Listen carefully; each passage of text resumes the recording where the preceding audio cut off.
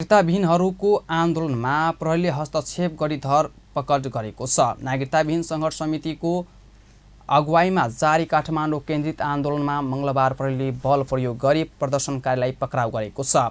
प्रहरीले सर्वोच्च अदालत अगाडिबाट 34 जनालाई पक्राउ गरेको समितिका अध्यक्ष इन्जिनियर इन्द्रजित साफीले जानकारी दिएका छन्। प्रहरीले गरेको कुटपिटबाट 2 जनाको टाउको फुटेको पनि उनले जानकारी दिएका छन्।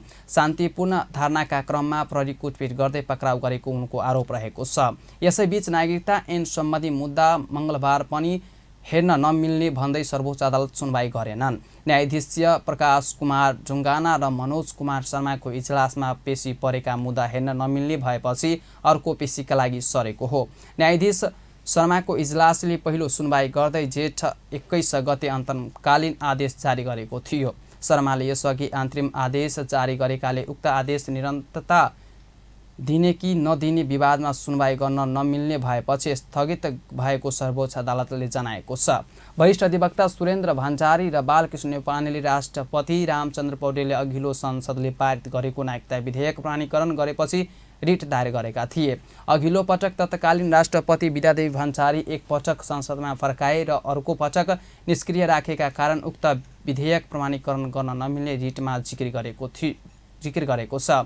यता अब वारपारको लडाईँ हुने भन्दै 2 सप्ताहदेखि नागरिकताविहीन युवाहरू काठमाडौँ केन्द्रित आन्दोलनमा छन्। उनीहरूले राज्यले आफूहरूलाई सधैँ अनागरिक बनाइराख्ने षड्यन्त्र गरेको आरोप लगाएका छन्। बुबाआमा नेपाली नागरिक भएर पनि सन्तान नागरिकता नपाउने अवस्था सिर्जना गरिएको भन्दै उनीहरूले आक्रोश व्यक्त गरेका छन्। आफूहरू कहाँको नागरिक भनेर उनीहरूले राज्यसँग प्रश्न समेत गरेका छन्। जन्मसिद्ध नागरिकका लाखौं सन्तान नागरिकता नपाएको विभिन्न समस्या खेप्दै आइरहेको छ। राष्ट्रपति यो विधेयक प्रमाणीकरण गरेपछि गृह मन्त्रालयले नागरिकता वितरण गर्न जिल्ला प्रशासन कार्यालयहरूलाई सर्कुलर जारी समेत गरेका थिए। संशोधित व्यवस्था अनुसार जन्मका आधारमा नागरिकता पाएका व्यक्तिका सन्तानले वंशजको नागरिकता पाउने व्यवस्था भएको थियो। त्यस्तै बाबुको पहिचान नभएको घोषणा गरी आमाको नामबाट मात्र नागरिकता पाउने व्यवस्था पनि यो कानुनले गरेको थियो।